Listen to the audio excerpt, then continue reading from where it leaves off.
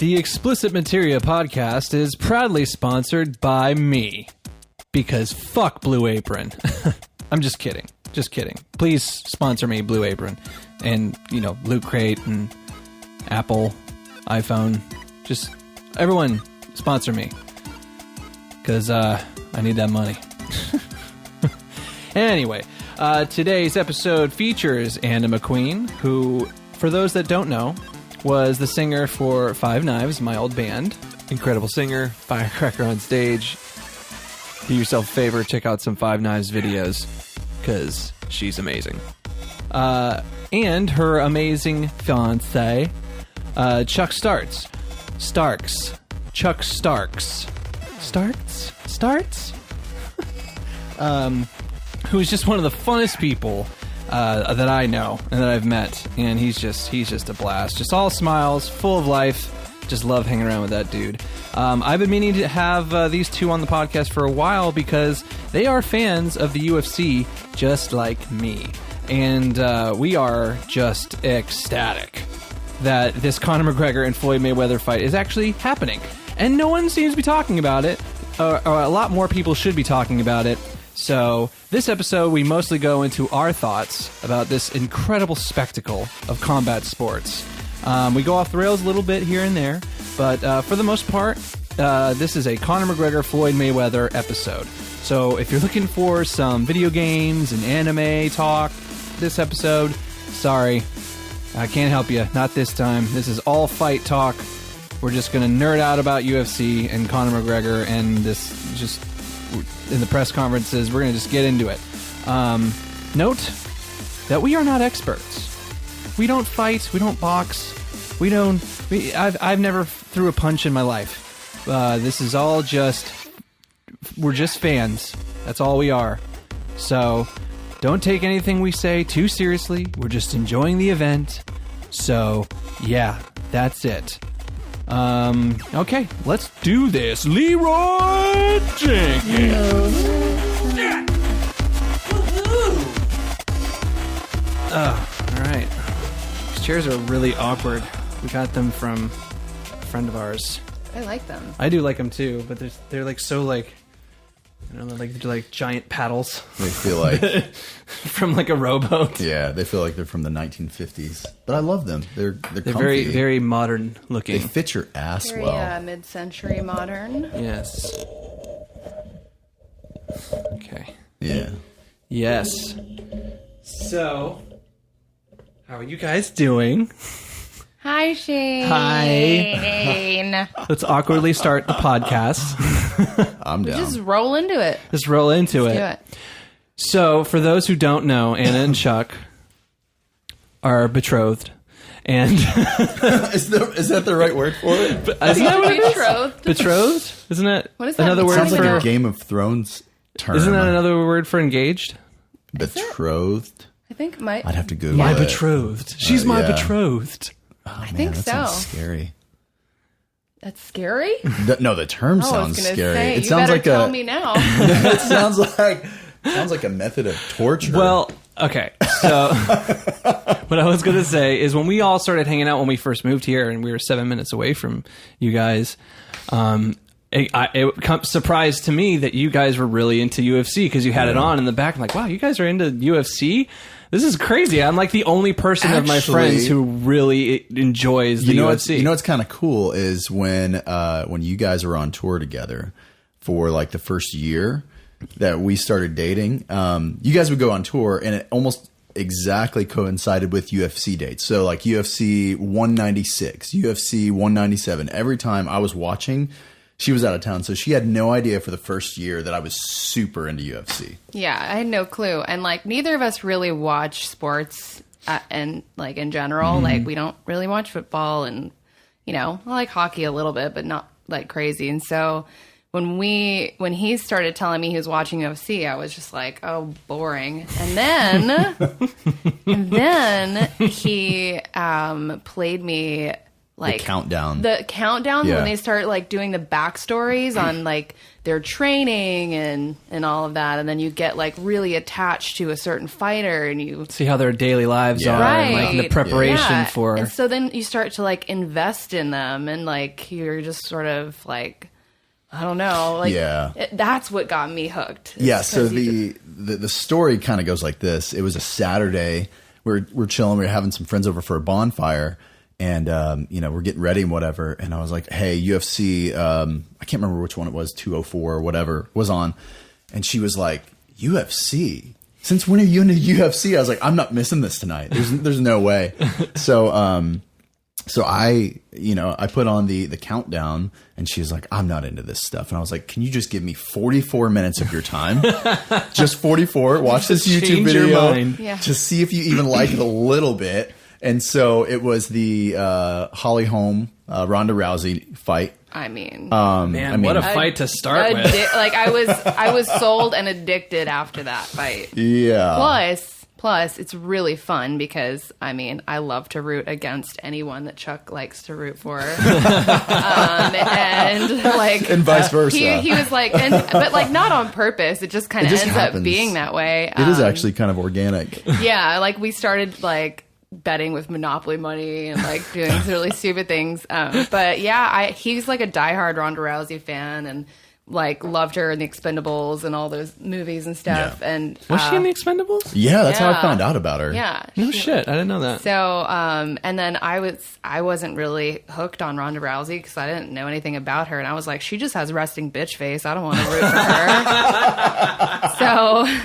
So then I was like, I loved Holly Holm's story, and she looks so homeschool, and I was like, she's gonna beat the shit out of Ronda, and she did. And Anna was up on the couch screaming her lungs out. I've never screamed at a sport in my life. I mean, I couldn't believe it. She was freaking out. But it was fun. When you see someone get head kicked the way that Ronda Rousey got head kicked on that fight, unbelievable. I mean, she just turned around and all of a sudden, like, there was someone's foot in her face, and then she just went. Man, that fight was unreal. That's the funnest part about UFC to me is that even if you are like rooting for somebody, like.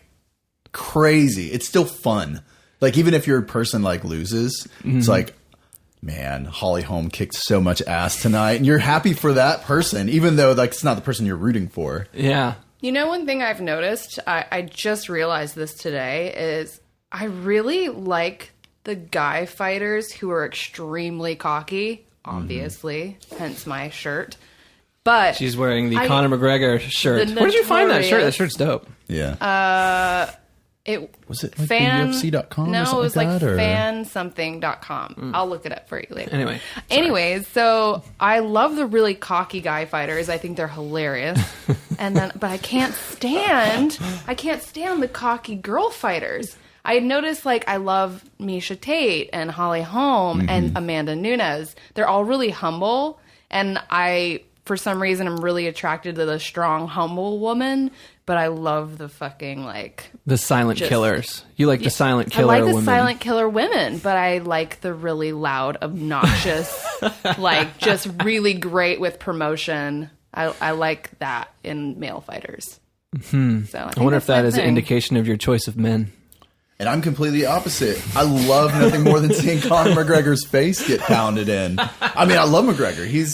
He's amazing. If you were a fighter, Chuck, would you be the loud, obnoxious guy, or would you be the? Or No. I would absolutely be the loud, obnoxious guy for sure. I think he would too. I think McGregor is going to go down in history. As much as I love to see him beat more than I love to see him win, I think he's going to go down in history as like a Bruce Lee. Like I think that's how like the level that he's getting to. It's unbelievable. If he does what he says he's going to do in this next fight, then yeah, I totally agree with you. Yeah. But if it's a win-win for him. I don't know. I mean, have you? So I watched a documentary on Conor McGregor and just kind of like his background and his upbringing and all that stuff. And it's pretty crazy. I really? know. I didn't like know that. I love that. You know, his girlfriend Dee Devlin is, you know, from the same town in Ireland, and he's had the same girlfriend forever, and he's close with his family. And I didn't realize he was on social welfare 6 months before his first fight. So he was like broke. Wasn't he a plumber or something like that? I don't think so. Okay. Yeah. 4 years ago, he was on welfare, Yeah, he was and on now welfare. he is the one of the. I think he's top 20, top 25. Yeah, I think he is like So- number 24. I saw on like the Forbes list. the Yeah, other day. like highest Yeah, I paid think. athletes. Yeah. in the world. That's insane.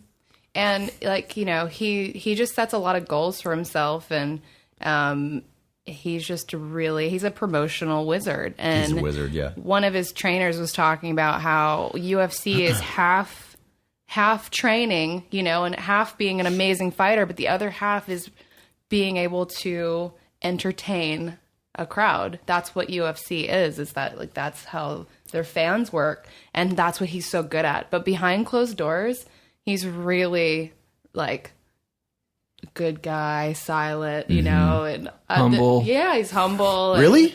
yeah, and he's like, Are you serious? Yeah, I didn't know that. He puts on a suit, and then he puts on like glasses or shades or whatever. He asks his girlfriend, he's like, "Are the shades too much?" And she's like, "No, you got to do the shades." He's like, "Are you sure?" "All right, who gives a fuck?" And then he's like, "All right." And so, I mean, it is a big act, but he does it so well that you fall in love with his character. So that's why you like him so much, because you see part of yourself in McGregor. Huh? I'm just saying, like when you go out, Wow, and this you is- like when you go and you perform, and like you're out and you're like social and you're like super duper on. You come home and you're like the quietest mouse ever.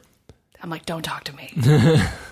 Don't look at me. Because that is like I remember like sometimes we would when we like we're about to go, we're like all in the hotel, and you would come in and ask us like, is this shirt too much? What do you think? You know, Yeah. like Anna, you're about to go on stage. Like That's and then why kill it. Anna likes McGregor, because she's like McGregor. Well, I can relate to his alter ego. I Yeah. mean, because performing on stage, I was an animal, and then when I would meet fans, they weren't sure if I was the same person. Because I'd be like, "Hi, how are you?" That's amazing. Instead of being like, you know, bitch. Well, it is interesting that you say that, because if you look at the Q&A with reporters after the big press conferences, Yeah. and they're yelling bitch and yelling like all these sorts of obscenities, and it's like this big production afterwards, you know, Conor and Floyd too, which I'll get into in a minute, which is with like, I'll get into it, like how much of a cold stone killer he is. But Conor just is sitting there. He's really quiet. He just answers. It's like, you know, I'm just going to go in there. I'm going to kill him. I'm going to, you know, it is what it is. You know, Yeah. he's very like straightforward and Nice accent. whatever. That's pretty I mean, good. It's I all like right. that. I mean, Yeah. I'm trying to get it. I'm trying really to get good. it. It's not the greatest, but Floyd. So this was striking to me. I watched the Toronto press conference, and that was the worst one for Floyd Mayweather. That was the second one, right? That was the second one. Yeah. Everybody there was for Yep. Conor McGregor. Yep.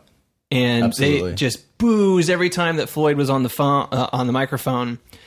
And man, and you just look at him and it's like, man, that's really got to get to this man. I mean, that's 21,000 does people not just care. booing you.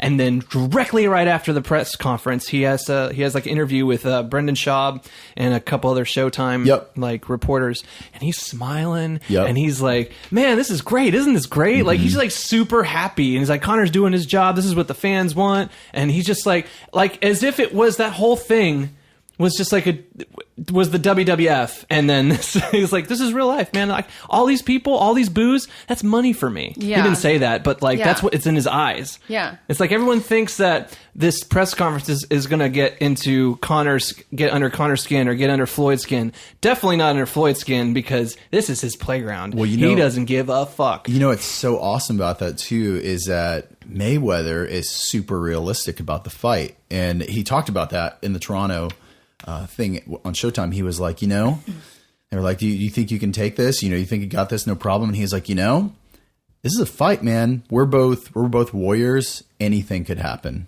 He's like, I could walk in that ring, and I'm just being realistic with you. Anything could happen. It really could. And he's like, I'm really aware of that. And like, that's good. I like that realistic like outlook that he has, because like He could be leveling expectations, or he could be just giving you a ton of crap. And he's like, man, I'm so prepared for this. You don't even know. I mean, he might, yeah. But I mean, you know, like we talked about before, like there's that.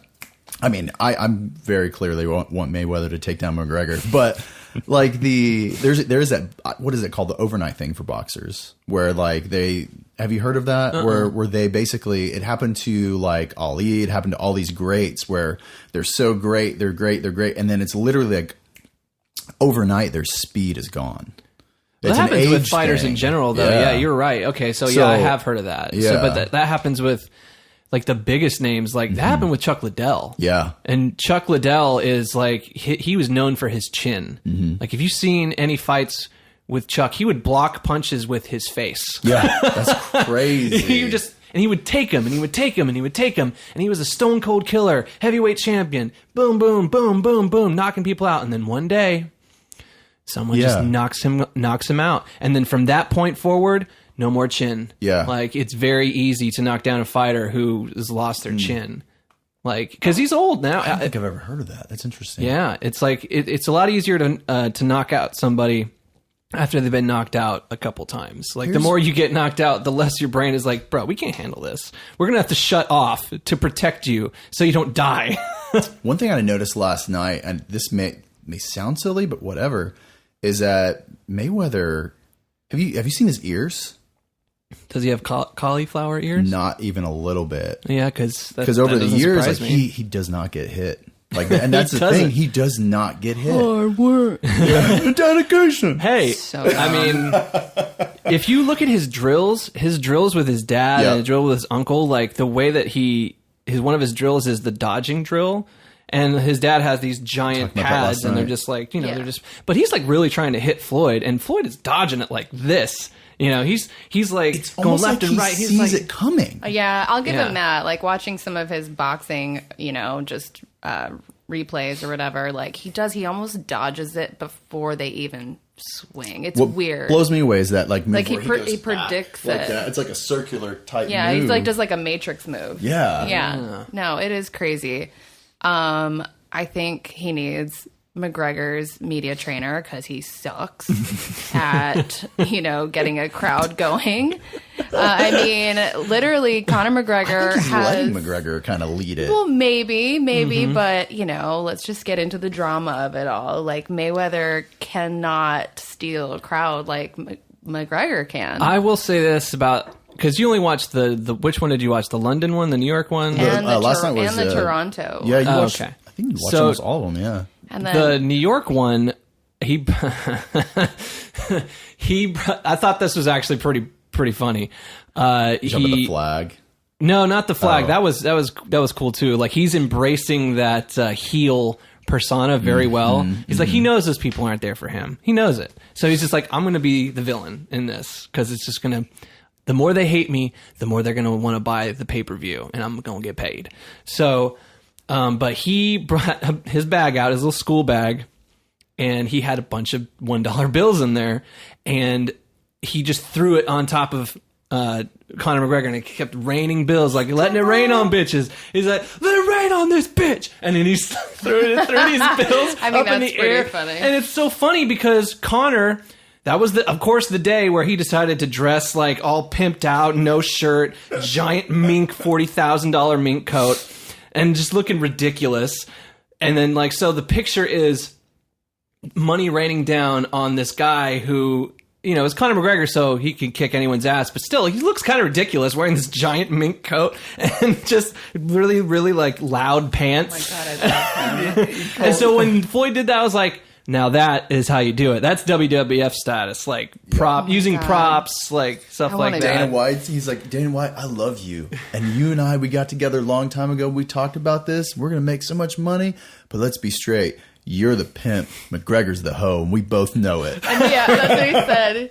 He kept calling McGregor faggot. And I was just like, oh, come on. You don't have anything better than that. But did you notice? I was like, it's kind of annoying. That was annoying. Yeah, when he called Conor McGregor a faggot, I was like, of course, there goes all the blogs. Goes all the blogs. He said, he called, he said faggot. Well, I think he did that in response to McGregor calling him a monkey. Yeah. So they were like, the first thing was like, oh, McGregor's racist. And now it's like, oh, Mayweather's a homophobe. Like, oh, it's just drama. So they know what they're doing, man. Yeah. They know exactly what they're doing. Can we talk about Conor McGregor's line of suits? Did you see his pinstripe suit? Of course I saw Did you his. see it up close? I did. And what does the pinstripe say? Fuck you. Yes! Or fuck you. And you can't really you wouldn't notice him from far away, and then it's so awesome. Oh my god. You got it, man. He's just brilliant. I love it. I think I want to be Conor McGregor for Halloween, just so like I can just dress all pimped out in like a pinstripe fuck you suit and a mink coat. I'll put on a red beard. You should. Yeah. Totally. Oh my god. It's just fuck you. Fuck. have you listened to like How does he say fuck? Say it. Fuck. Fuck. Fuck. Fuck. Fuck you. Fuck the Mayweathers. Fucking. What the fuck? yeah. What the fuck are you wearing? That's a fucking motherfucking tracksuit. Fuck. Oh man. What do you dress like a schoolboy. Yeah, what the fuck? He's Why do you have 40. Yeah, You have a bag you can't even read. You're farting. Look at you on your phone. And that was one of the best burns, though, when That he was said, good. "Why do you have a school bag? You can't even read." I was like, "Holy shit! Holy shit!" Amazing. I feel like I can't do an Irish accent. Always turn Scottish. Yeah, Yeah. I don't know. know. I can't do I'm it. That's a not even- hard I'm not accent even to do. Fuck. Anyway, The Irish and the Scottish and the Australian accents are very hard for me. have you ever tried to say the word no in Australian? Oh, isn't it? It's actually an English word. If you say it in perfect English, it's actually. But I can't remember what it was. Kind of like the Jamaican, like beer can, like it's bacon. Beer can is bacon in Jamaican. Beer can? Yeah, beer can. No, I've never heard that. Beer can. Beer can. Good can. That's amazing. No, I think there's a website dedicated to Australian words. If you say certain words in perfect English, No. no, like No, you say words no. in perfect English, they're like totally different sayings in Australian. Like in it's let me try and find it real quick. I just but know, it's, no is one of my favorite Australian words to say. 'Cause it's How do you say it? no. No. No.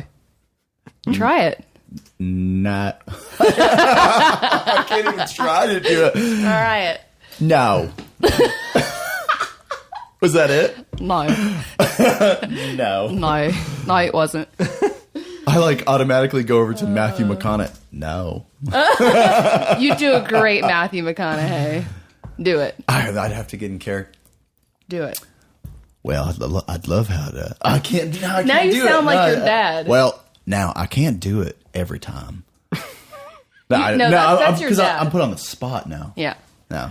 Just think about him in a car commercial. Oh wait, what car does he drive again? It's not the Bentley. It's the Cadillac. Like that or a Chrysler. hang on. How to Driving down the road. No. No. I know you can do it. Yeah, I know. It's just put on the spot. I'm all nervous. Oh, there's a wiki how to speak Australian. Really? I mean, I don't know. I thought I could find it easily, but yeah, just a little hiatus, just a little accent yeah. hiatus. I don't know, but Went anyway. happens? from how do you Anyway, I don't know. I couldn't find it. Anyway, what were we talking about? I don't know. I got off the deep I end. did find some really interesting. Let me pull this up here. So I was just curious about like if anybody had like, kind of look behind like the science or like anything behind Mayweather and what he does. So there's this program. You may have heard of this before. It's called CompuBox. CompuBox. Yeah. So it's what HBO, Showtime, Cinemax, any of the sports networks that have they do boxing. They use it to score the events in the event that the judges can't like completely see everything. So they've been using this program since the 80s, right? Mm-hmm. And it basically just settles controversies around the fighters. So Floyd Mayweather, based on his past 9 fights, he ranks as the best current active fighter with an average connect rate of 46%. Wow. And his opponents only land 16% of the punches thrown. And that's based off of 4,000 fights over the past 9 years. That's crazy. Isn't that insane? Fucking psycho. insane. He's number one. Yeah. Based on that program. It's just like, dude, like that's some amazing data. That's incredible. 16%. Leave the science portion to Chuck Starks. Yeah. I don't know. I was just curious about it. And That there is you go. insane. Pretty nuts. There's a lot of. So, what do you think is going to happen in the fight? Like, really? Let's get into it. So, I know. McGregor's calling it 4th round.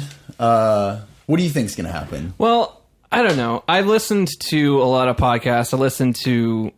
I've watched a lot of like YouTube videos and clips of like sports channels and boxing heads saying like he's got no chance. And Brendan Schaub has a really good breakdown of how Conor McGregor has a lot more of a chance than a lot of people give him credit for. Yeah. And that is Conor comes from a different school of thinking. He doesn't come from exactly just boxing, even though he has boxed in the past. He's a really good striker and all this stuff. So, but what he has, if he comes at Mayweather with different angles that Mayweather has never seen before in the early rounds, and he's able to like basically just get the jump on him and surprise him in something that he's never seen in the boxing ring, Conor has a chance. Not to mention that Mayweather is 40, and you could be right. This could be the fight. It's like the overnight. I don't have my speed left. Could be. I don't know. You don't know. But so Brendan Schaub's breakdown is basically like he actually thinks that Conor is going to win rounds. No boxing head, no like professional boxing pundit gives Conor any chance that he's even going to win rounds. They think they poo-poo this whole idea of this even being a fight, and it basically incensed Brendan Schaub. Is like, man, you have to understand that UFC fighters, boxing is in our repertoire. Yeah, it's not just boxing, but we do box. We put on boxing gloves. We spar. We do this thing. So it's not like you're asking a basketball player to come in and fight, because basketball players never put on boxing gloves before. UFC fighters do put on boxing gloves and they spar. So it's not something that Conor's not seen before. Yeah. Now, to this magnitude, fighting the best boxer that ever lived, that's, I think the 12 rounds is going to be kind of hard for Conor, but I'm sure he's definitely training hard for that. But the thing is that Conor McGregor, he's known for just his training and he has a 2-inch reach on Mayweather, and he's an inch taller. Not that really intimidates Mayweather at all, but that southpaw of McGregor's and that fucking knockout punch that he has, that lefty and a 2-inch reach.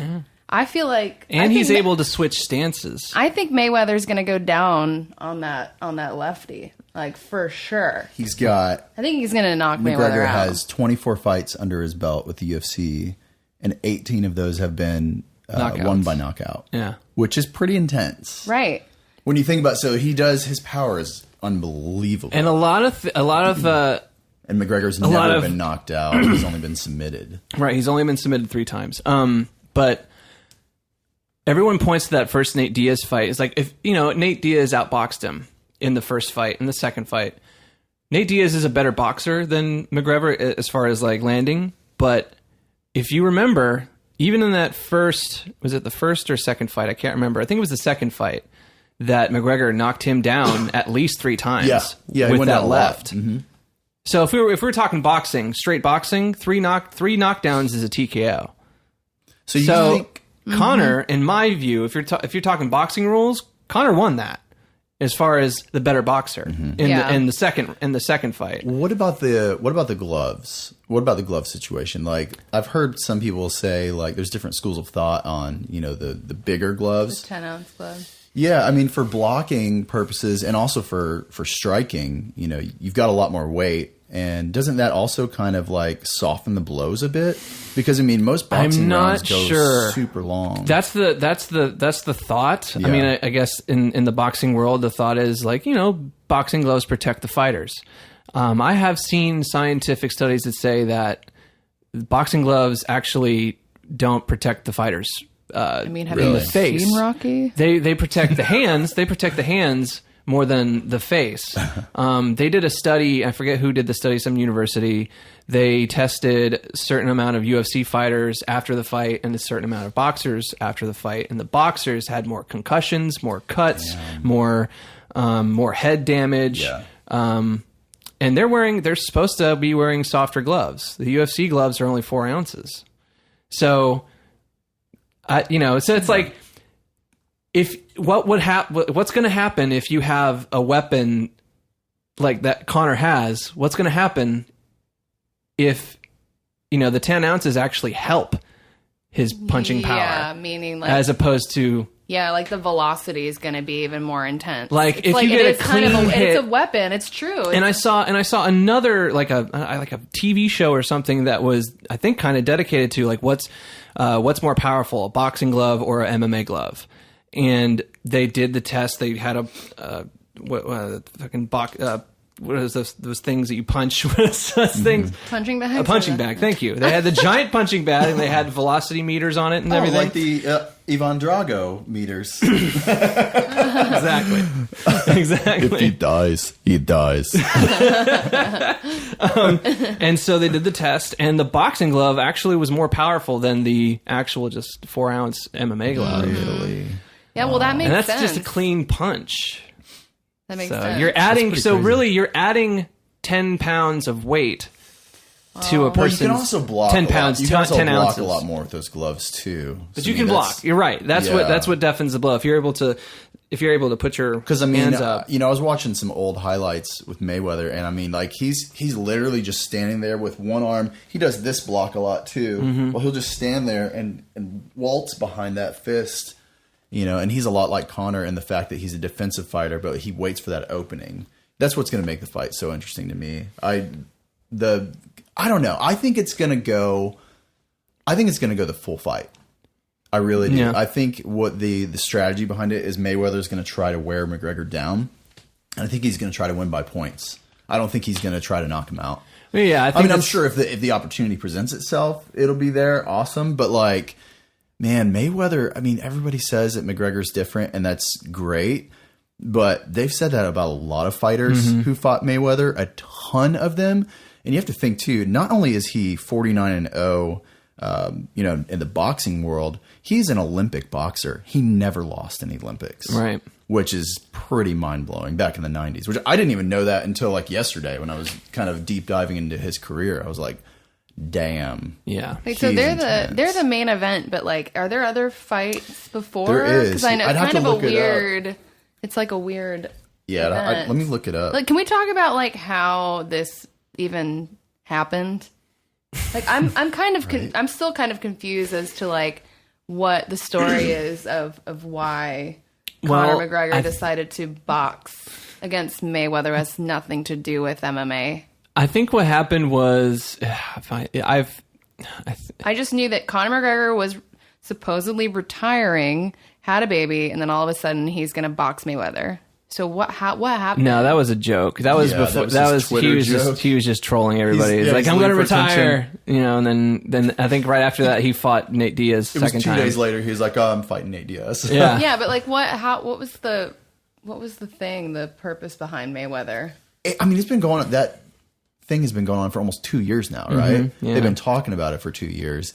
My theory is, and it's dead wrong, but my theory is that Mayweather and McGregor got together and split a bottle of scotch one night, and they said, "How can we make tons of fucking money?" And they're like, "Let's do the buildup of the century." I mean, you That might is be entirely possible. You might I mean, be right. right? You might be right, because there are pictures of them like high-fiving and hugging and shit. Dude, I think they love each other. Yeah. I'm dead serious, I think man. they're like You BFF. you see them like going at each other's throats, and one guy will be up, like, especially at this last one, they're laughing at each other, and I've even caught them a couple times, like looking at each other and smiling, like, Yeah. "Oh, the money will roll right in, baby." Yeah, when they're together, like Conor's like, "You want to try on my bow tie?" And then Mayweather's like, "You can try on my diamond necklace," and they're just like best friends. Before you know it, they're making out, Yeah. and everybody's like, "What? What?" Oh my god! That would just my change God. everything. Like right after the fight, they're just like hugging, and all of a sudden they're just like, Dude, their faces did get pretty damn close, and that when they were all up in each other's face. Oh my God! Like, You know I was how like, are they you have gonna like make out? hashtag like Bradgelina? It should be like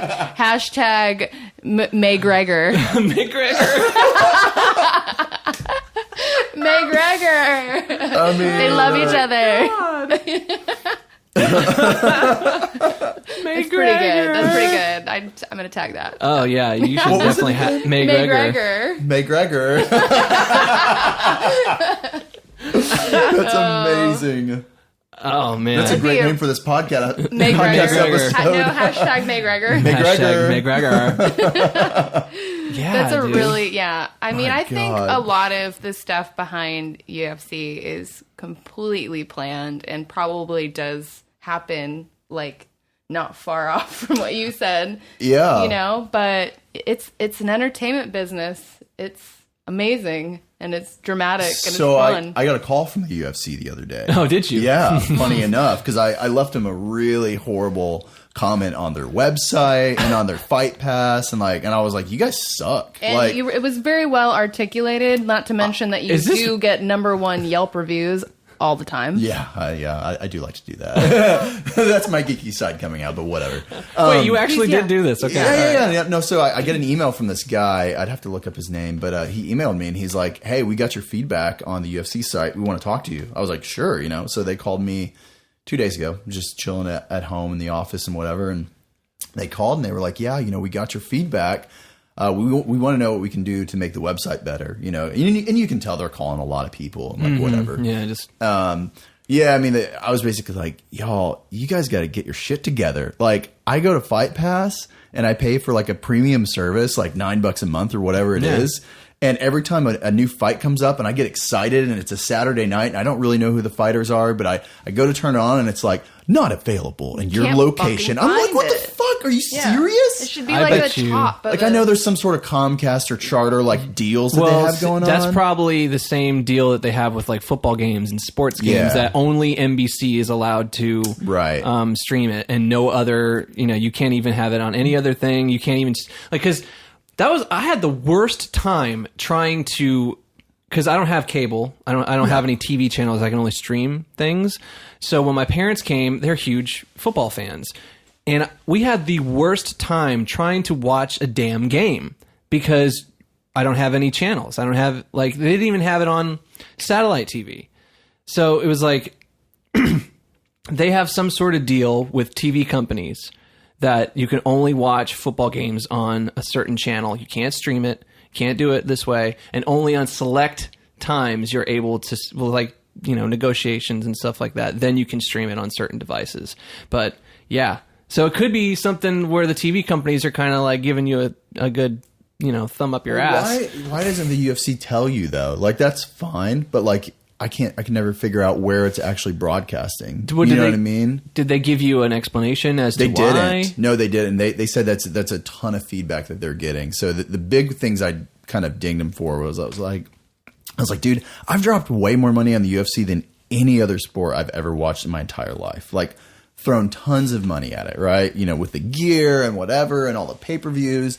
And I was like, if I, as like a huge fan, can't figure out where the hell you guys are putting up your broadcast, how is the general public going to figure it out? You know what I mean? And like, Right. I'm like struggling to watch fights. You know what I mean? Are So, you implying the general public is stupid, babe?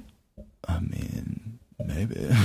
Because it sounded like you were like, well, if I'm so smart, can't find it, then how is the general public? I'm not saying that I'm so smart. I'm just saying, like, you would think that somebody who's like super into it would be like, oh yeah, here's where to find it. Boom, boom, boom. No problem. But the general public that doesn't really watch UFC or know how to read couldn't find it. Pretty much nobody knows how to read, is what I'm trying to say. Giving you shit. I downloaded Fight Pass for like the first 3 What months. did you think? I obviously didn't keep it. The layout sucks. I obviously didn't keep it, and I think It the only really reason why does. you'd want it is to rewatch like older fights that they finally have. Which is hard to do because, like, I think you came over once to my house and I was like, hey, let's watch this one fight together. And you're like, great. And I'm like sitting there for 5 minutes on Fight Pass trying to find UFC 212 or whatever the hell it is. And it's like the commercial for UFC 212, the this for UFC 12. I'm like, where's the fucking fight? Yeah. It's super weird. It's almost like they created this fight pass like when MySpace came out and never updated it. That's amazing. Fucking MySpace. Yeah, they should call it Fight Space. FightSpace.com. My Fight Space. It's really bad. It's hard to navigate. You can't find anything. Yeah. So are you going to get rid of it? Or are you going to say, fuck that, I'm not on Oh, yeah, I've been on and off of it for like 2 years now, something like that. But the other thing was, what do you guys think about Dana White? You should go as Dana White for Halloween. Should I? And I'll go as Conor. I'll go like this. Yeah. My belly. We'll put like a bald wig on you, and I'll go as Conor McGregor. We'll be butt buddies all night. It'll be fun. Pimp you out. Yeah. I'll be your hoe. Dana, I want to say Dana is a really smart promoter. He's really smart. He obviously has built a following for fighting. You can tell in all the stops that they've come. You know, like whenever, like everyone that got on the podium that was besides McGregor and Mayweather, everyone else that got on that podium, even like announcers that they're neutral, completely neutral. They're not on Showtime. They're just, they would just go on and just boo, boo. And then Dana White comes in. Yeah. Not as big as McGregor, but still, it wasn't a boo. It was like, yay, Dana is finally here. So he's a genius. He does employ a little bit of bullying tactics with his fighters, which I don't necessarily agree with. And he does kind of like, for example, did you ever, this last UFC that Amanda Nunes was supposed to fight and she got sick the night after, like the night, the day of the fight, she came in, weighed in, everything is great. And then she got really sick, went to the doctor, and apparently the doctor cleared her and she still didn't want to fight. She still didn't feel very well. And so she pulled out of the fight, and apparently Dana was very upset. And so at the press conference afterwards, people were asking, like, what happened to Amanda? Did he dog her? Yeah, pretty much. Threw her under the bus. Yeah, he is like, she was cleared to fight. So there was some slight controversy around that, though. I think I'd have to look it up. Let me look it up. So, yeah, he basically just kind of just threw under the bus a little bit. And, and I think he does that to pressure the fighters not to do stuff like that again, because they don't have a forfeit clause in the UFC. I think they have it with boxing. If you don't box the night of, you forfeit. That's a loss. In the UFC, I don't think you can do. There is no loss to your record if you pull out, obviously. So I think Dana's workaround is to just basically bully the fighters and just basically like, look, I'm going to make you look bad for doing this in the future, just to show you that, I'm still in charge here. You can't just pull shit like this because a lot of money went into promoting this fight and now you're not fighting. And that card was like devastated because of that. But I can kind of respect that though. I mean, because he is the boss man and this is his thing. And I think that if a fighter was cleared and they just decide not to fight because they technically don't feel well, I think that does set a bad example for future fights. And if, this is a huge empire and that can't become some sort of trend. So if I was running a huge empire like that, I would probably kind of play the same card just to kind of put a little bit of fear, amongst fighters that this is like, it doesn't matter. It's like rain or shine. You show up and, Yeah, Chael Sonnen, who's an ex-UFC fighter, he now fights for Bellator, and he's fucking super intelligent. And during his heyday, he was the heel. He would always play the heel. He learned all of his stuff from like WWE and Floyd Mayweather, and he's like, I'm going to play the heel. I'm going to just be as honest and truthful as possible, and just I don't care if it pisses off anybody. But he isn't on Dana White's corner. He's saying, look, this is fighting. If this was a schoolyard brawl and we say, hey, meet behind the bleachers at 3:00, and if you don't show up, it doesn't matter if you're sick or not. You don't show up, you've lost. Right. You've lost. Dana White, though, here's my problem with him. He's super awesome. And this is one of the things I was talking about with the UFC guys, too. I was like, look, you guys have got to have some sort of standards because, like, this example, I need some water. Oh. Want some wine? Yeah, sure. Yeah, why not? Wine. So Dana White plays fucking favorites. This is exactly what he said, that Nunes will not headline another fight ever because of that. Yeah. But well, here's the thing though. John Bullshit Jones can get busted for drugs and forfeit. How many fights did he forfeit? 2, I think. Mm-hmm. And he can come back and headline after doing that shit. Mm-hmm. All that Amanda Nunes, she had like some like sinusitis or some sort of sinus, like some whatever, severe sinus issues. Which I mean, honestly, that can like that can like screw with your vision. And no, you know what I'm saying? Like, in your brain. So he's not going to let her headline another fight, who's the champion right now, but he'll let John Jones, who is not a champion, a fucking druggie, and like all that stuff come back. Like that's bullshit. That's why I feel like it's all planned. I agree with you. At the same time, the UFC just got bought out by WME, so so there's a lot of the UFC is different now, and so they're trying to like reestablish some things. And the bottom line is the UFC still has championship fighters that no one wants to watch. For example, Demetrius Johnson. He's been undefeated for the past Isn't he number 1? 10 years, I think. He's number 1 in the featherweight division. No, not featherweight. Not bantamweight. The one below that. I forget which division that is. But featherweight. What? Lightweight. Strawweight. Strawweight, I think. Strawweight. That's a woman. That's...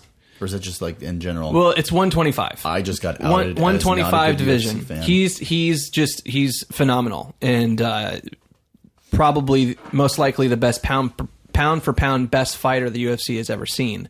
He's on his way to beat Anderson Silva's record of 10 defenses of his title, and flyweight. Flyweight. Thank you. He doesn't get pay-per-view buys. No one watches him. He's amazing. Who's his management team? That's my question. So here's the thing. So just recently, he was set to fight this other fighter named Ray Borg and then that will be the fight to the 10th defense of his title. So UFC 213 or 214 was supposed to have TJ Dillashaw versus Cody Garbrandt. Cody Garbrandt got hurt. TJ said, hey, I still want to fight. Let me fight Mighty Mouse. And TJ and Dillashaw and Cody Garbrandt just had the Ultimate Fighter season, but now, there's no headline for this UFC. And so Dana's like, great, I have a great fight now. Because no one really knows Ray Borg. People kind of know DJ or Demetrius Johnson. So TJ says, I'll go down 10 pounds and I'll go fight Mighty Mouse. And Dana's like, okay, well, I can do this. And then Demetrius is like, I thought I was supposed to fight Ray Borg.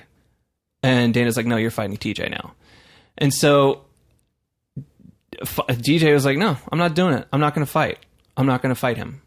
And then so like this big drama happens, and so it just shows that Dana White is kind of losing his grasp on the fighters now. Yeah. And so after Amanda did that shit, I think he's just getting kind of mad. That he's getting kind of pissed that his fighters are kind of like he's being walked all over a little bit. Or not like respecting the stature that Dana once had, and so I think he's going to lose it. I think he's going to get either knocked out of place, or there's going to be like a board behind it. Because there's got to be some sort of organization to it. Because if it wants to go, one thing that was interesting, the UFC guys were talking about is that UFC is not mainstream. Which I was like, oh, I didn't even think about that, because it's not on tons of cable networks like football and whatever.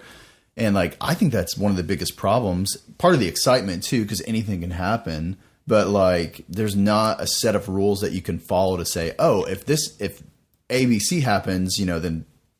Right, whatever. They have rankings, but they don't really matter, really. Exactly. And they're kind of all over the place. They're kind of like, why is that fighter beat that fighter, so why is that fighter up here and that fighter's down here? But to your point of him playing favorites, I think because the UFC is not like boxing, is still on its, still relatively new as far as gaining popularity, I think he has no choice but to play favorites because he has to get the fights that are the most exciting. They've done that money, for the past 20 years, 30 years, they've done it relatively in a kind of, we're just going to have these guys fight because we think it's great. We don't care what anyone else thinks. But then once they started getting money, and then they're like, oh, okay, let's focus on the fights that are going to really make us money to make the sport grow. And once we have more of a following, then we can dictate a more, I don't know, more of a system, more of a system. Thank you. More of a system, and we make it more systematic. Yeah. And these rankings actually matter, and people are excited about every fighter as opposed to like one or two or three. I think Dana's a little bit. I think he's got some good foresight too, because he's doing that show now. What is it called? I don't know. Looking for a fight. Yeah, he knows that the major players in the UFC are either gone or they're on their way out the door. You know what I mean? So he's looking for some new, like he's looking for the next, like, and like he says, the next McGregor, the next Rousey, the next big shot people, right? Because their time is super limited. I mean, I wouldn't be surprised if McGregor went ahead and retired after the next 3 fights or whatever. Yeah. And who's to blame him? I mean, yeah. he's amazing. Yeah, you're 100% right. And I think stuff like The Ultimate Fighter, bringing The Ultimate Fighter reality show back, I think that was genius because I loved that show. And it canceled after a while. What was it? Because you guys said yeah. earlier on in the podcast, you guys what made you love UFC is watching their backstories Right. and falling in love with these fighters that are leaving everything on the line just to have 15 minutes in this brawl. And it's not about the fight. It's not about the fight. It's about these people's passion. Yeah. And so you fall in love with those people. And I think more of that. And I think they did a huge mistake when Ronda was fighting Amanda Nunes and all you saw was Ronda promotions. It's all you saw. You didn't see anything about Amanda Nunes. And just a few people were like saying, Amanda's got this. Amanda is a beast, and UFC is making a mistake. UFC is making a mistake to not showcase this woman who's a fucking monster. And so, and I love her backstory. Oh man, and her backstory what's is so really cool sweet. about her is she moved to is it Hollywood, Florida, or close to Fort Lauderdale? She's down in Dania South Florida Beach now, or something like that. Yeah. To see Nunes talk about the UFC, like I was able to come to America because of the UFC. Like I'm like, damn, that's really amazing. Yeah, she's really good. And I was like, she's the first openly LGBT fighter as well, which is fucking badass. And they don't promote that. They don't promote that at all. It's like, come on, grab that. You guys have a whole slew of people that could rally around this one fighter. Yeah. And you guys aren't taking advantage of it. And she's humble. I agree. And that's the thing. I agree. Like, even after she beat Rousey, she was like really humble about it. And I love that. And I was like, oh, she looks like a lion cub. Like, she's so cute. And that's her nickname. And I didn't realize that. She has this big lion tattoo. Like, her face, she kind of looks like a lion cub. She's so cute. I just want to awesome. I just want to hug her. I can see it. She definitely won me over. She's definitely a beast. That's for sure. Who's your like least favorite fighter? John fucking Jones. Is that- Really? I cannot stand Is John that the Jones. Soldier of God guy? No, I hate him too, though. No, that's Yoel Romero. Oh, I cannot. What is it? Yoel Romero. Yeah, I can't stand that him. dude is fucking 40 years old. You want to talk insane. about a fucking 40-year-old who's in shape? I don't. He's scary. Dude. I don't care though. He's weird. How is super weird. How is he not busted by the steroid commission? Right. Like he is. I don't know. He is the most fit individual I think I've ever seen, and he's 40. Yeah, totally. When he, I really don't like John Jones. I guess because, and maybe I'm just being too harsh and too judgmental or whatever. Because I mean, everybody makes mistakes, but the fact that he's able to come back again and again to face Cormier is such BS to me. And Daniel Cormier is like, he's got the coolest story, like his background, his family. He's just like the most loving dude. And to see him face John Jones, like, I want to see John Jones like get stomped by Cormier. Is it Cormier or Cormier? I maybe miss it. Tomato. I don't know. That's true. I mean, who's your least favorite? My least favorite? I don't know. I don't have a least favorite because, like, I listen to a lot of the Joe Rogan podcasts, and he's had John Jones on there a couple times. And you know, Joe Rogan calls him out too. It's like, man, you're hanging around the wrong people. You just need to like get your shit together, man. And it's beautiful. Like, cause really? John knows, he knows, he's like, yeah, I totally get it. It's just like, I have demons. And I think the reason why people like John so much is that they like to see a person turn around and be like better. Like, cause we all make mistakes. Granted, his mistake was quite huge, but you know, everyone loves to see a fuck up and then turn it around and be, you know, everyone likes to see a success story after that. Look at Charlie Sheen. So like, he has AIDS. Oh my God. But people want to, that's why people are like, maybe Charlie Sheen can turn it around. Sorry, but that was a really bad hey, everybody comparison. likes Magic Johnson now, though. But he's not full blown. Okay, maybe that's a bad example. That's a good point, though. I need to listen to that podcast or the Joe Rogan show or whatever because I love redemption stories, and I guess maybe I'm just being super hard on him because of like. But yeah, you're right. No, but you're not though. He deserves every amount of criticism that he gets, and that's why people want to see him win. Because if he wins, maybe he will, you know. But the fact that he talked about it so openly kind of melts my heart a little bit. I'm like, oh. He's probably a soft little teddy bear on the inside, underneath all those demons. But you know, and you have to understand too that when John Jones was in his prime, he would decimate. Hey, silence. He would decimate. It worked. It worked. He would decimate fighters who were the best in that division, and he would do it in such a strange way that people had never seen before. People would say that he's the most athletic person in that weight division. I'll be super honest. I didn't see those fights. Were they unbelievable? Oh, unbelievable. Like he did a spinning back elbow one time. Jeez. Like it was in like, and people was like, you don't just do, he does things that you're not supposed to do, but he does them so perfectly that it's just like, wow.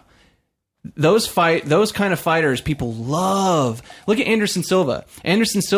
Yep. Guard down. Not guard up, guard down. You're supposed to have your guard up like this, but his guard was down, and he would dodge punches like straight up Floyd Mayweather. Just like boom, boom, boom, boom, and then land one, and then the guy would go down. Like that's why people loved Anderson Silva, because he did something that was just something you were not supposed to do, but you did it so well that it's like, wow, he's a cut above the rest. Do you guys have a pet peeve move that you see? Like a fighter will do this move and you're just like, oh God. Yeah. What? I don't like it when the heavyweight guys hug each other for like an hour. When they're technically like quote unquote grappling. Yeah. I don't really, it's just like, it's like they're resting. Yeah. You know, it's... I just don't like the heavyweight fights pretty much for that reason. Well, that's why it's important to have a referee like Herb Dean. He's good. Breaks them out. Yeah. If they're obviously not doing anything and they're obviously resting, you know, Big John McCarthy will come in and be like, hey, let's fight. And then he'll separate them out and put them in the middle. That's why that's the importance of having a good referee in that ring, because they will use that time to rest. Even then, But even then though, like putting someone against the cage, like it looks like they're resting, but I bet you that's no. You see, like their muscles are all flexing. They're really holding each other. Yeah, I think that's actually using energy. And sometimes they shit their pants. Have you seen that? That's for real? That's for real. Yeah, I didn't know it was a thing until more than a couple times. A week ago, there was like a couple fighters who were grappling against, or they were up against in the cage. In like the white shorts? Yeah. Oh yeah. And you see all of a sudden just... Oh my God. Well, so one of my least favorite moves, and actually Conor actually does this kind of a lot, is when you do the really fancy like spin high kicks, and but obviously it's not going to hit the person, or it's not really going to make a difference, but it's kind of showing off. Mm-hmm. I can't stand that. For some reason, that just really bothers me, because I just don't feel like it's... Have you ever seen a spinning back kick land? Yes, and I know that it's devastating. It is devastating. I can't stand the ones that look like it's just for show. Yeah. Like, look at my kick. Look at me. Look at my swift. I swift back kick spin. I am Jean-Claude Van Damme. Yeah, look at my spin kick. I mean, I think that's what it is. That's what they're going is for. they're totally I guess like their little boy comes out and they're Jean-Claude Van Damme. They're like, look at my Van kick. Damme in the octagon. What's up with Dude, that? did you hear What about? if he- Okay, so That'd be this happened like 5 years ago, but What sport? Hell yeah. this happened like 5 years ago. Jean-Claude Van Damme was set to fight an actual Olympic karate fighter. Really? Yeah. 5 years ago? Oh yeah. And that's when it started, and it hasn't even like they would have press conferences every now and then because Jean-Claude Van Damme is like, I need to get back into the ring, I need to fight, I need to show the know kids that I that. can still do it, you know. He's still pretty unbelievable. We watch, this is a shameless plug for Bloodsport, but you can get it on Blu-ray for like $6 and it's digitally restored Yeah. and it's amazing. I know. What was the other movie we watched that is Bloodsport. basically the same storyline? Kickboxer. So good. So Kickboxer and Bloodsport are kind of the same movie. They're basically- Bloodsport's movie. better though. Wouldn't you say? Do you like it better? I don't know. I kind of dig Kickboxer better, and that's only Really? because Kickboxer was my very first. I was gonna say, did you Jean-Claude see it Van first? Damme damn movie? I just cannot get over the fact that his training sequences in both those movies are identical. I mean, it's so humorous, but I still love him. And I love that he's always an American character with like a You should heavy have seen- accent. You should have seen her face when he showed his butt. She goes, "Oh." It was so funny. Like I've never seen her perk up like that before. She go, "Oh." He does have a fantastic ass. I mean- let's I all. mean, he's got a great ass. Let's be honest. And then he, like, you ever seen that movie? What's that movie? Double Impact, where he's teaching all these girls about yoga or ballet. I need to watch it again. let's Oh watch yeah, and he that. goes, man. sometimes you gotta stretch. You gotta make sure you can stretch all your legs, and then you can do it like this, no problem. And then he stretches out his legs, and the camera love angle is like it. right on his ass, Oh just my like God. they knew exactly what they're promoting. We tried so hard to watch the movie Time Cop and just couldn't get through like the first 20 minutes. Yeah. Time Cop is one of his better movies. Time Cop and Universal Soldier. Universal Soldier is amazing. No, I'll keep it campy. His, I like his campy movies. Dude, his JCVD movie that came out in 2008 was awesome. I have never seen it still to this day. Dude, it's great. It's like a sort of like a semi-autobiography or whatever. He like makes fun of himself in it and Yeah. everything. It's really good. Yeah. Oh my it's God. really Have cool. you- I think a lot of critics were like, "This is like he should be nominated for like an Oscar or something for Magnum opus. this performance that he did." Yeah, it was really good. Have you guys seen, you've totally seen it, the semi-truck to the Enya music? Oh man, did you ever see that? Oh yeah, of course I did. You know, Chuck Norris did a similar one, right? Did Oh, he? he did? Yeah. I didn't know that. Yeah. That was like a real thing.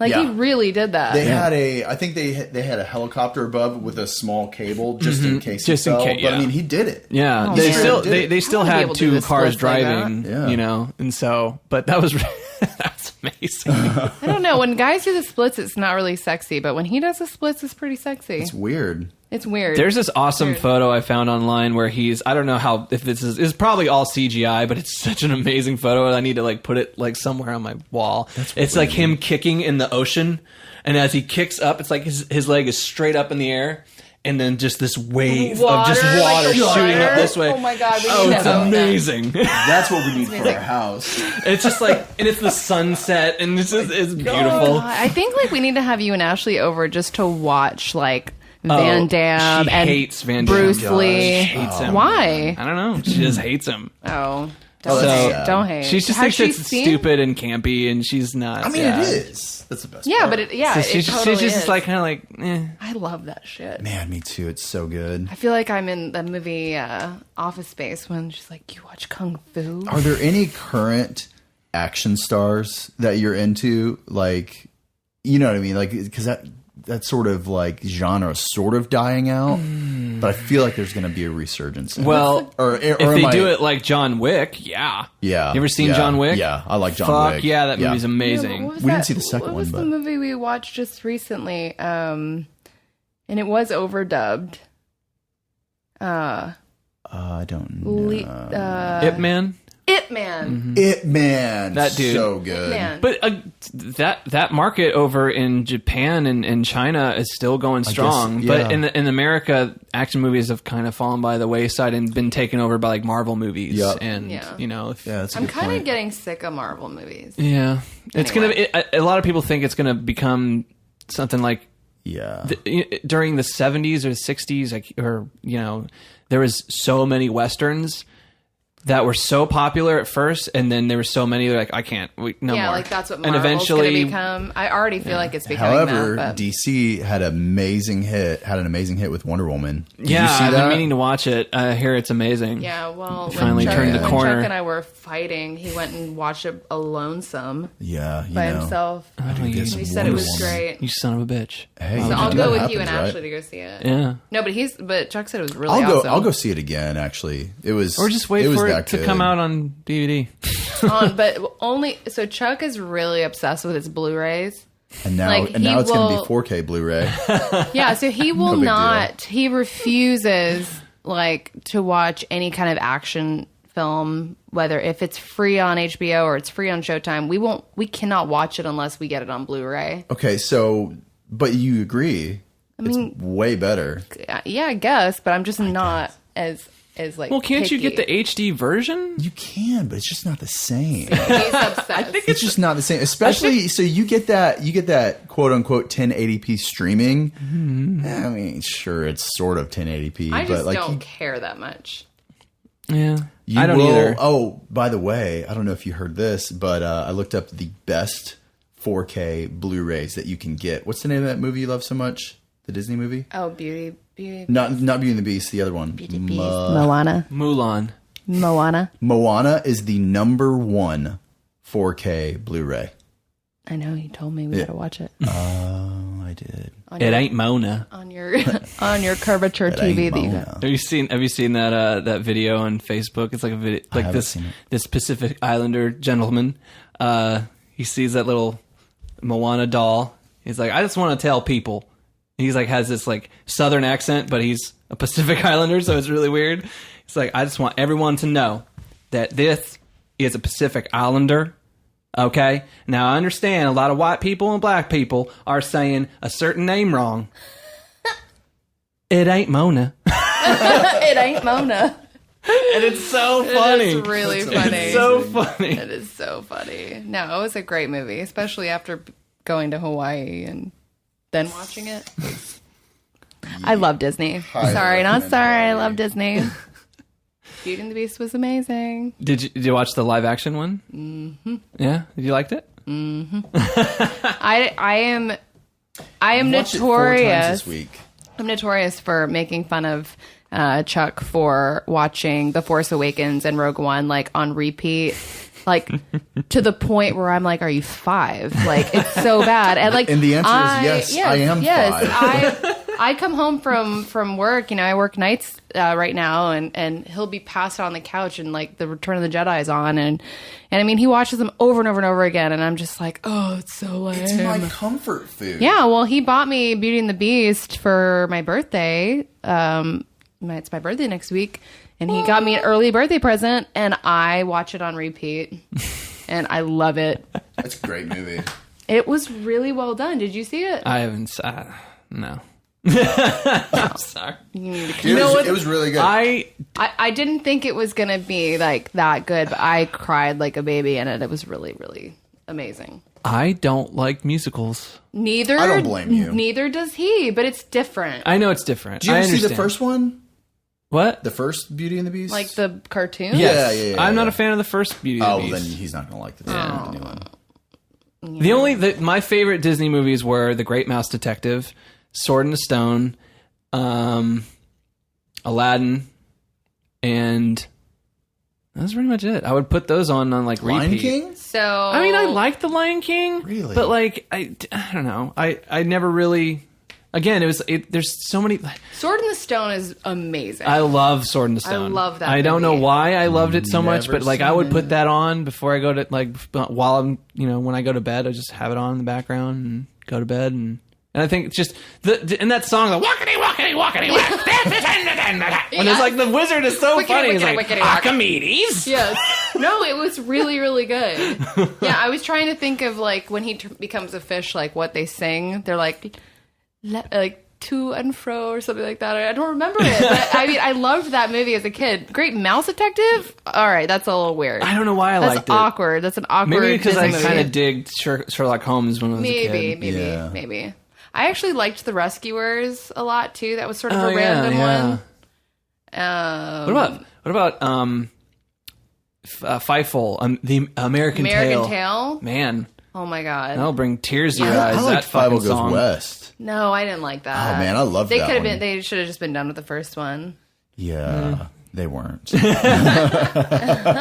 never are really. There are no cuts in America. You know, there's like I always thought it was weird. There was that scene where, there was that scene in Five Goes West that was super weird, where they're on the train and they're riding along, and the cat's like running or whatever, and it jumps down into that woman's boobs. Oh yeah, Tiger. And she does? goes, "Ooh, pussy, pussy, pussy, pussy!" And I remember when I was a kid feeling weird, like something is not right with this scenario, and I don't know what it is yet. They put it in because for I'm adults, 7, yeah. but it feels weird. But it made you feel strange. It made me inside. feel weird. Pussy, pussy. Pussy, pussy, pussy, and I was like, something that it gives me the freaking. Yes. Yeah, oh my god. Oh fuck, man. Like all those. Did you ever try to find all those before the internet, of course? But did you ever try to find those? Like the Little Mermaid penis on the cover. I have it. I own it. I own it. It's a dick. The It's straight up a VHS, dick. It's a straight up gold dildo on the cover. And I bet it's worth money. But yeah, my mother still has it in her possession. There's all the that one, VHS. and where was the other one? The other one was like, take off her clothes. In Aladdin. In Aladdin. Oh, yeah. Yeah. I And I then- actually listened to that one. I was like, blew my fucking mind. really True. crank the And volume then for that. in Lion King, when his father is dead and he's on the edge of the mountain in the grass and he lays Like, down, yeah. and then like the dandelion like wind spells out sex. It's so weird. It's pretty Oh yeah, crazy. and then the guy in Little Mermaid, the one The that's priest? who's with his marrying them, boner. gets a bony. He gets a bone zone. Priesty got a bony. But it's like a little like. You're Like it's a welcome, little Heather. like a wiggly boner. Oh my god, you have to, man. Like, you have to think too. It's like those people who are drawing those things have been drawing like these children shows for years, and just fucking damn it. All Yeah, right, you know they're what? just Well, like- fuck. Just Yeah. one bad day, they're like, "Don't fucking show this motherfucker giant dick." I mean, either that or I mean, like Either the that Little or- Mermaid's kind of sexual. I mean, Ariel was hot. Ariel was pretty hot. So I really want them to do that movie live like they did Beauty and the Beast, but I'm wondering if it will just How they come can off even- too like pornographic for kids. Yeah, she was wearing just a bikini top, very sexy it bikini was top. really, Really, it I was mean, it was a really hot cartoon. I had a thing for her when I was a kid. Yeah, for sure. what boy didn't? You're like, oh, that red hair. Yeah, and then when she I guess like, all the Disney princesses. when she like I guess. I wonder if the. well, think what is- about it. When she loses her tail, when she sells her voice, then she's naked on the beach. And you're like, Oh yeah. I wonder if the carpet matches the tail. So dumb. Like, anyways, how did we get onto Disney? I don't know. We were talking about movies, and then we went down the rabbit hole. No, I mean, I'm glad you guys know all those secrets. Oh yeah, that part was of like our that was like generation. big news. a Oh, pretty one big deal. one secret that actually turned out not to be true, but one secret that was fucking like creepy as shit was a. I'm going to try to use my words in the most politically correct as possible. A little person, I think is what you call them now, on the set of Wizard of Oz, and apparently committed suicide. yeah. And the rumor was that he did it on set, Yeah. and he did it while they were filming. Yeah, and then See him it's- hanging in the background. And then so that rumor was around, and I was like, I don't believe that. And then you find that spot, and then you see something fall. Yeah, you do. And you're like, oh my god! Could that Apparently be he something hung from himself. The set, though.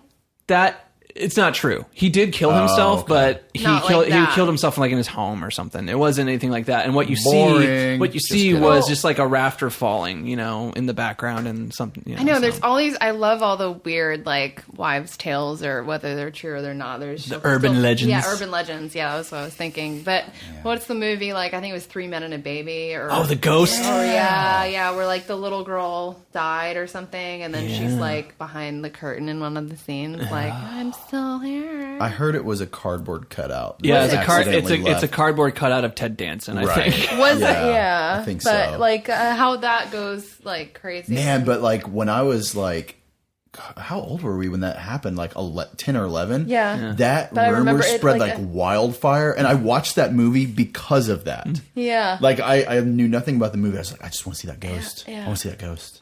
One really creepy urban legend is the roller coaster song. Have you ever heard about that rumor? Wait, the Chili Pepper song? No. The song. It's the an old downtown 70s. baby, down. No. It's roller coaster. Oh yeah. Oh, well, they did a remake. So Yeah. the 70s version? Yeah. So the rumor has it that the producer killed a woman in the studio while they were recording Oh that. yeah. No. Yeah. Is that true? Why do I feel like we've had this conversation before? I'm having major We deja vu. we had this conversation we have, somehow yeah. years ago, and I think I showed you all the video. Yeah. It used to be on eBombs World. Do you remember that site? Yeah. And I was like, what Is the that fuck? true? I don't know if it's true. It probably is not, but this actually did happen. Still fascinating. Where one of like the groupies like threatened the band somehow or whatever, and was going to like go to the police about something and it just ruin this band somehow. And the manager was like, "No, you're not." And so I guess he like locked the door in the studio. And, like, I guess killed her, stabbed her, or something to that effect. Or, like, burnt her somehow. I don't know how it happened. But, like, That's pretty in the terrifying. song, there's a specific part in the song where you can hear someone screaming. Ah! Now, I don't know if someone put that there to, like, add to the urban legend. I don't know if that's actually in the original But apparently song. it's, like, Scary. part of the... I mean, they should make a movie out of that. Like, they should make that into a horror movie. Yeah. That sounds It's creepy when you listen to it and you actually hear it. You're like, oh my That should be a God. horror movie. What's your favorite horror movie? I haven't watched a horror movie in so long, and it's because like now it's on ghosts all the time, and I'm like, What do I you can't mean? deal with ghosts. I can't do that anymore. No? Did you see the new? You probably didn't because you don't watch horror. The new Evil Dead is amazing. I might The- watch the the, new Evil version. Dead. I might watch the Evil Dead because I love. I'll bring it up It's and let not you borrow really... it. Yeah, it's not really ghosts. It's Yeah, just it's demonic stuff. and Yeah, that stuff I don't Silly mind. possession. Oh, yeah, we talked about You this. said silly possession. Silly possession Oh, you know, stuff. just silly possession. Like, did want the- this book is wrapped in barbed wire, and he's like, I'm going to cut this open. Oh man, it's so campy. I love it. Yeah. It's so amazing. Oh. What is this in Latin? I should read it. I should read it aloud. Theo the da da da, and you see his hand out of the ground. So great. I think the last horror movie I actually watched was Paranormal Activity. That's right. We had this 2? conversation, Was and it it any scared the good? shit out of you, didn't Oh it? my God, it was so fucking Really? scary. Because at that time, me and Ash were really into Ghost hunting. Right. and did, you know. Because you have that video. Yeah, Tell I did everyone that. where to find it. Yeah, Tell it's everyone. on YouTube. It's called Amanda's Ghost. Check it out on the Enjoy the Zoo I mean, it's video pretty channel, scary. YouTube channel. I mean, It's actually a really good video. It's really, really I mean, scary. I've sent it to quite a few of my friends. Amanda's Ghost. Go check it out. So there's a scientific explanation for. Okay, so I gotta explain what happens in the video. So our Yes. friend was having some ghostly things happen at her house. And one night she comes to the band house, the house we were all living in, and she's like, I'm not going back there anymore. Something happened. I'm not going to, I'm not going back there. She was like really shaken up. And me and Ash were like jumped on the chance to go over there. And we were into Ghost Hunters. We were into, Ghost Adventures, like all those stupid fucking obviously fake shows. But we were like, let's go and check it out. So we go, and there's a technique that you can use to communicate with ghosts. It's relatively cheap, and it's using a twist top flashlight, and you loosen it just enough where it's off or on, and you can ask the ghost certain questions, and if yes or no questions, obviously for yes you turn it off, for no turn it on, and stuff like that. Is that real? I didn't know that part. Did you watch? I thought you I watched watched the it. video. I didn't realize that you actually kind of twisted it. To Yeah, the point. so the idea is that the ghost or whatever entity is communicating with you is going to connect the energy between the battery and the light for you in order to communicate with you. That's the idea. It's going to give it the flashlight enough energy to communicate with you. And so we did it for like 45 minutes. in this house. And it was really strange because it really did turn off and on when we would ask it questions. And only when you would ask it questions. And only when we would ask it questions. And we did this for like It wasn't 45 like minutes. flickering. I could like feel the energy for sure. Yeah, it was strange. Now, there is a scientific explanation for it. NPR did a piece on this particular technique. Radiolab, actually. Wow. And they go into, and scientists are just like, well, it's because, even though the light's technically not on, electrons and protons are still communicating with each other. They're still bouncing back and forth. The fact that it only responded when you were asking it questions is really fucking weird. It's a little weird. Yeah. So Yeah. that actually happened. So check it out. So check it out. Amanda's Ghost. Yeah. Trying it tonight in your house? I mean, Yeah, I would love to do it again just I'll to see. do it. I know our house is not haunted. I know. I get vibes. He thinks I'm clairvoyant. I think she's clairvoyant. Really? Yeah, Give an she's- example.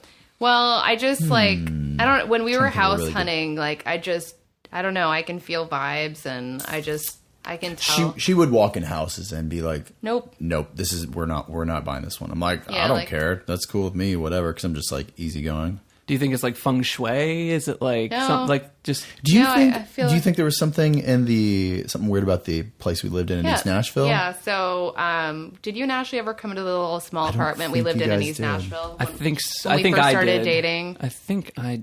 So he was I'm not living sure. in this tiny little place that I moved into when we first started dating, and this is no joke. Every single night at the same time, I would wake up at exactly 3:30 a.m. And I'm a deep sleeper, and I like sleep in late, and I'm just a piece of shit like that. But I would wake up at 3:30, and then all of a sudden I'd see like Chuck in the kitchen. He woke up too. I'd wake up at 3. We'd both like be awake at the same time, and I would be like, witching hour. what is going on? And so like, we kind of delved into the whole witching hour thing. And it just kept happening so repetitively, like almost every single night. And so then I just started making a joke about it. So I was like, "Oh, hey, devil, what's up? Want to have a drink?" So we started calling it. Cocktails with the Devil. Yeah, cocktails with the devil. So like every Because time I was so awake, Yeah. like nothing would like Same. I was literally I'd be so awake that if I didn't do something, I couldn't go back to sleep. So Yeah. I'd have a glass of wine at 3 in the we morning. would both like cheers wine, and this lasted for months. Like Yeah. it kept happening like every single night. There is a scientific explanation for that. For the 3:30 waking Yeah. up, I do the same thing. Yeah, that there you do now? I have for years. Huh. Yeah, it's something like with the I don't know. Is it something in the air? No, or like, it's the scientific like function of your body of waking up and getting to work and the sun and like it's all connected. But in our house that we live in now, like that has never happened to me once, and it was happening so consistently. And I don't know. I felt some sort of presence there in that apartment, but it wasn't a presence that scared me, but I knew it was something odd and different. I don't know. So when we would go house hunting and I'd walk into certain places, I would feel like, all right, this was not a happy home, or, this, I don't really want to start our life here. Like I just can feel weird vibes, I guess. I think that's a real thing. Yeah, Ashley's not- the same way. She Yeah. hated the band house because we lived in the bottom floor where we would practice. Me and her lived in the same room for a hot minute, and she hated that band room. Yeah. She did not like to be in that room. Now, I think it's because of the energy that's going on, because there's so much equipment in that room, and that will fuck with you. If you're a very susceptible to that kind of thing, that kind of energy, and you just make you feel really weird. There have been scientific studies to show Yeah. that some people don't like a lot of humming electricity and electromagnetic Clutter. fields and shit, and Yeah. they're just like, I need to get the fuck out of here. No. Yeah. So I feel it's like that, but she's the same way. She'll like walk into a place and she's like, I don't like this at all. No, same. Like we would walk into homes like that were empty even, and I would just be like, I'd make a joke. I'd be like, somebody died. Let's leave. Like I would just be like they died. somebody died. A couple of those places, I kind of felt the same way. Though. But yeah, it's just a strange thing you can't really explain. But the home that we live in now, it was a piece of shit on the inside when we bought it. Like, and I knew it was going to be a ton of work. And I mean, a lot of the homes that we saw were pieces of shit on the inside, but this one in particular, for some reason, there was some sort of like scent or smell or like feeling that felt happy and positive and this strange like calmness. I told Chuck, and Chuck was kind of in his like work mode on his cell phone, and I was like, we need to put an offer in on this house like immediately. It's the first house where I felt that strange like calmness. And yeah, I don't know, it just worked out. We ended up meeting the owner of the house, and he was kind and generous, and we had tons of offers come in on the house, and he gave it to us because he liked us. And it was just sort of this weird confirmation that it was right. But I'm telling you, if you would have seen the interior of our home before it is now, you would have been like, ew, like, no, fuck, pass. Like, not going to live there. But I felt this weird, I felt this really calm vibe. You've also done it with people, though. Yeah. Which is kind of cool. She's called, like, you know, like people like I've met or whatever. She's like, that person's like, stay away. I'm like, you're just crazy. Well, I mean, she's just clairvoyant, though. No, I don't know. But yeah, I just think it's just keeping in touch with your intuition. You know, I don't know. I don't think I have any special power, but. Do you feel anything in this house? Actually, no. Oh. Yeah, I don't feel any vibes in this house at all. I don't. I feel like it's just an old ass house. Is it an old ass house? That or is you it guys an old made super ass cute. house? It's super cute. It's still a little work in progress. We're getting it done. No, same. Done. We are too. It's definitely a lot of work, but it's fun. Kind of get rid of that fucking wasp nest. It's scary. Chuck will do Blast it. that thing. I'll get rid of it. I Chuck don't will give a do it. shit. I'll Really? get all up in it. Yeah, I'll do it right now. I sprayed it earlier today. I don't even care. I'll It'd knock be it nice down. to have some help. I'll knock it down right now. It'll be fun. It's not as big as probably yours was, and you had a couple of them. Yeah, they're nice. What if this whole podcast wasn't recording right now and we had to do it all over again? Oh, I've been checking. Don't you worry. That would. I mean,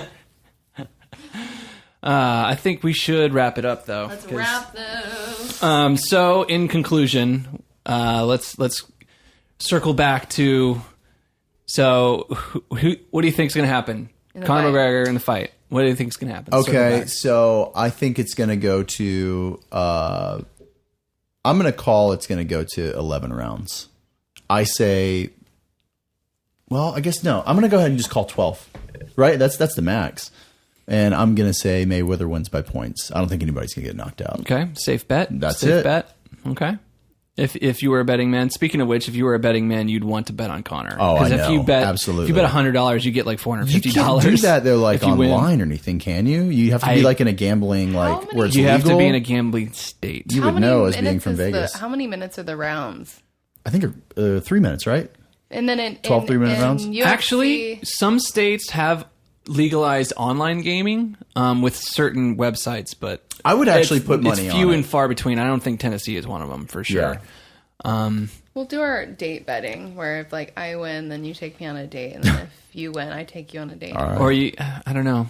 Get If ready you know to take anybody me in on a Vegas, date. I'm gonna ask mom and dad. Yeah, they don't ask know. They don't them. fucking know anything about boxing or fighting. But I'm gonna say, hey, put $50 on McGregor winning by knockout. Should we fly out to Vegas for this or what? I mean, that'd be amazing. Because if he does, I mean, I don't know what the points are and the betting system is. I but still if think you we win, need to all go to Vegas and stay with your folks. Hell and yeah. Oh, go hang absolutely. out. Hell yeah.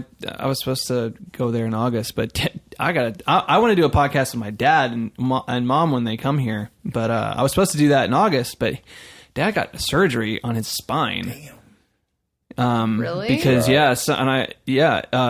some dude like hit him, hit him in the face. Your And- dad's like security, right? Yeah, he's head of security at this school, and it's like a prestigious high school. It's like for all the smarty kids, and some asshole parked in the no parking zone for buses, and Dad went up to him and was like, "Hey, you can't park here." Confronted him And just confronted him, and the guy was like already pissed off about something. And he was just ready to pop. And damn. so the dude gets out of his car, goes up to my dad, and my dad's like, "You gotta go, man. You gotta get out of here. What are you gonna do?" And dude pushed my dad and hit him in the face, just sucker punched him. Dad went flying to the ground, hit his head. Oh my god! And Man. he was fine. He was like, he had no injuries that he could see, but months later his neck started to really hurt him. And doctor checked him out. It's like, and the doctor was like, have you had whiplash recently? And he's like, well, I got into a scuffle with this guy a couple months back. And he's like, okay, well, yeah, we need to do some surgery. So he got surgery. He got screws and like 7 discs. Like it showed up later? Yeah. Is he okay? Insane. No, he's fine. He just had the surgery, but he's wearing a neck brace and That's insane. he's up and walking around. Tell your dad we said what's up and glad he's better. Let's go have Thanksgiving with your parents. Let's go in November. Let's do that. Yeah, I was supposed to go in August for the Elvis show, but obviously can't do that. I actually thought about your dad recently, randomly, because there's this guy in my building who has big old chops right here. He's got the Elvis chops. And I went to the head of security and I was like, hey, tell me about this guy with the Elvis chops. Is he an Elvis impersonator or what? Because he like dyes them and everything. It's like really clear. I'm like, he's an Elvis impersonator. And he goes, no, he just really likes those chops. And I was like, fucking poser. Can't have chops, you fuck. Can't have chops. Let's maybe it should be like 2017 Thanksgiving with Marsha, Dennis. Actually, Shane, yes. Ashley, Mom and Dad are actually thinking about coming out here for Thanksgiving. No, and then we need to go out there. I know. What's your prediction for the fight? Yeah, we're getting off subject. Right. But what's your prediction? I call. I guess you're gonna have to call McGregor in the 4th round, right? Actually, I was gonna say that. Really? Yeah.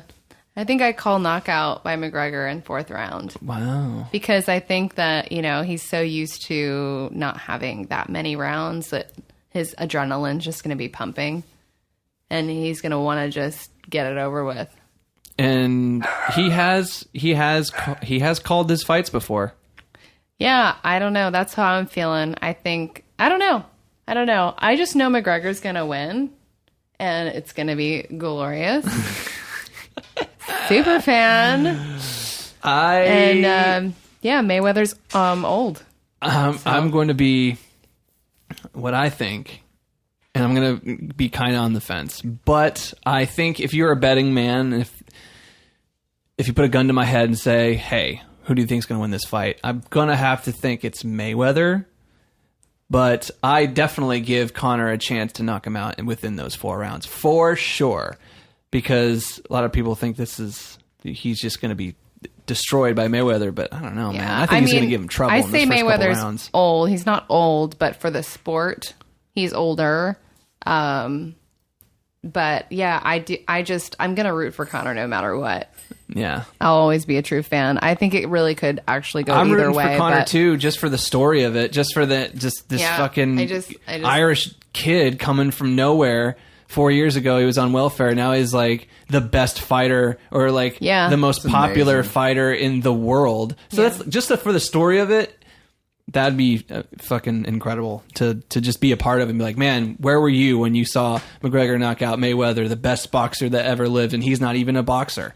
It's like that the story of it is pretty incredible. Well, I think the fight's going to be amazing on August 26th. We're going to have it at the Stark's house. Yes, I will give you money. Stark's house. I will give you money for buying that fight. I will go halvesies with you, my friend. We're going to have a bunch of and whoever wins, it's going to be it's going to be a really cool story no matter who wins, but it's going to be a really, really, really intense, fun hangout, and I will be jumping on the couch as I normally do, rooting for my notorious Conor McGregor. Let's be clear, as much as I want Mayweather to win, Notorious wins either way. Yes. Either way, because he is by far Yeah. the most. He can attract the most people right now. He's going to go down as one of the greatest fighters, and he's going to go down with the Ali. Yeah. You know what I mean? Like Yeah. with that type, Yeah. I think. So Yeah. I love him. I always root against him just because I kind of picked a side early on. But man, he is so fucking fun to watch. He's an Yeah. entertainer, man. Yeah. So should we end this podcast with a hard work And dedication. Shoot the fuck up! That's amazing. Do fucking nothing. That's awesome. Shut up, sit down. Thanks for listening, guys. If there's something specific you would like for me to talk about on the podcast, you can get in touch with me via the XPlicit Materia Facebook page or my Twitter at @TheWiseDrums. You can also follow me on Instagram at WiseDrums. Tell your friends about the podcast, rate it, all that good stuff. Share it, tweet it out, hate it, just throw it out there. I don't care. Check out the video clips of the podcast at youtube.com/wisedrums. Thanks, guys, and see you next time.